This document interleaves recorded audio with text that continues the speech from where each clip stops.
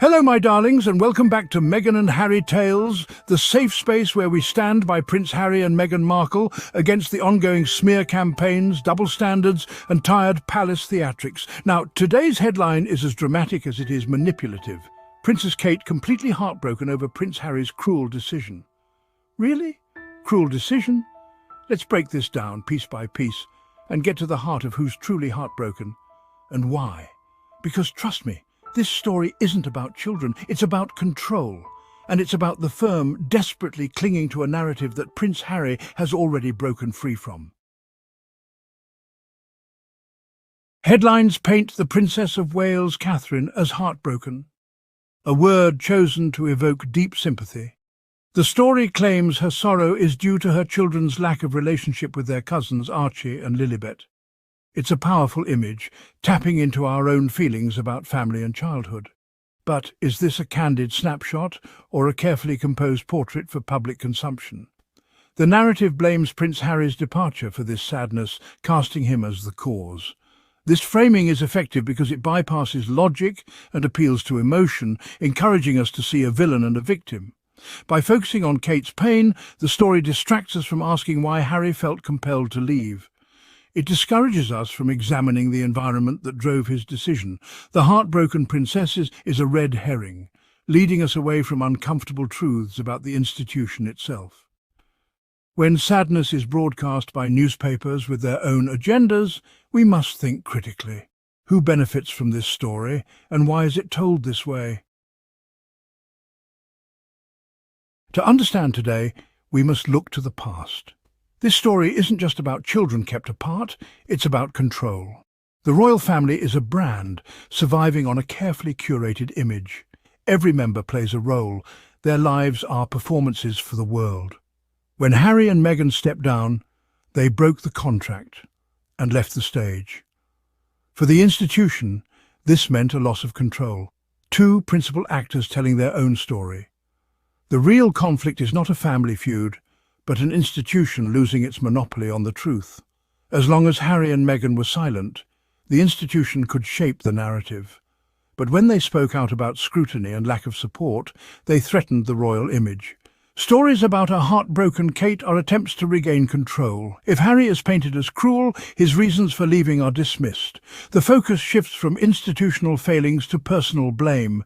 This isn't about children, it's about silencing inconvenient truths. Not long ago, Meghan Markle faced relentless attacks from the British press. Where was the palace's support? Where were the statements defending her? Instead, silence prevailed, a silence that spoke volumes. In the face of public attacks, silence becomes complicity. For Harry, this echoed his mother's experience and deepened the sense of betrayal.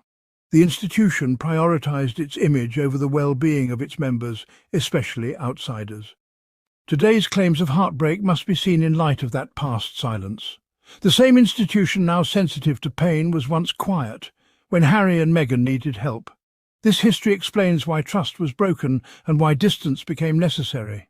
Leaving wasn't malice, it was self-preservation after years of feeling unprotected.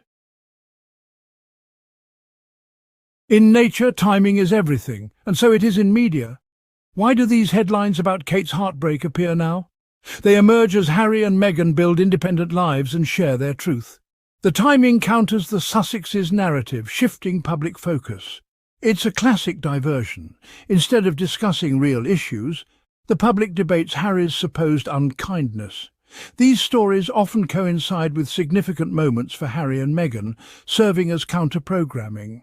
Positive press for the couple is quickly balanced by negative stories reinforcing the palace's version. This pattern reveals a strategic effort to control perception. A confident family wouldn't need such tactics. The need to cast Harry as villain betrays deeper fears. The timing of these tears is no accident. It's a calculated move. Imagine a bird sensing danger and building a new nest to protect its young. This isn't cruelty to those left behind, it's love for those in its care. Harry's move wasn't an attack on his family, but a defense of his own.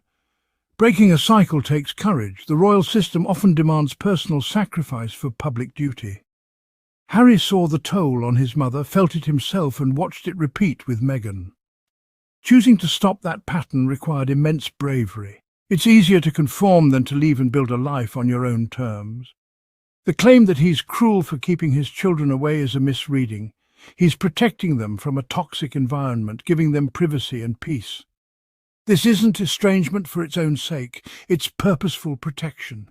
It's a father putting his family first, refusing to pass down trauma. He's rejecting a system, not his family. This choice is wise and loving, not selfish. Where does this leave us, the audience, to this public drama? We can accept the simple emotional stories, or we can look deeper. Empathy isn't about choosing sides, it's about understanding complexity. A princess can be sad, and distance can be necessary for safety. Both can be true. Let's question narratives designed to stir division and ask who benefits. Propaganda works best when we don't notice it. Critical thinking is our defense. Let's see the humans behind the headlines, not just the roles assigned. This isn't about Team Harry or Team William, it's about compassion. It's about supporting the right to protect one's family and break harmful cycles. The world needs more understanding, not judgment. The story of Harry and his family is a mirror for our own values. Let's choose to see with clear eyes and a kind heart. So no, Harry's decision isn't cruel. What's cruel is pretending that the institution didn't play a massive role in forcing his hand. What's cruel is using Heartbroken Kate as a PR shield to distract from years of silence, betrayal, and media complicity. But we're not falling for it, not today. This was Meghan and Harry tales where we tell the truth, not the tabloids version of it. If you stand with Harry and Meghan, if you believe in breaking generational cycles, and if you see through the noise, hit that like button, subscribe, and share this episode with someone who's tired of the palace propaganda.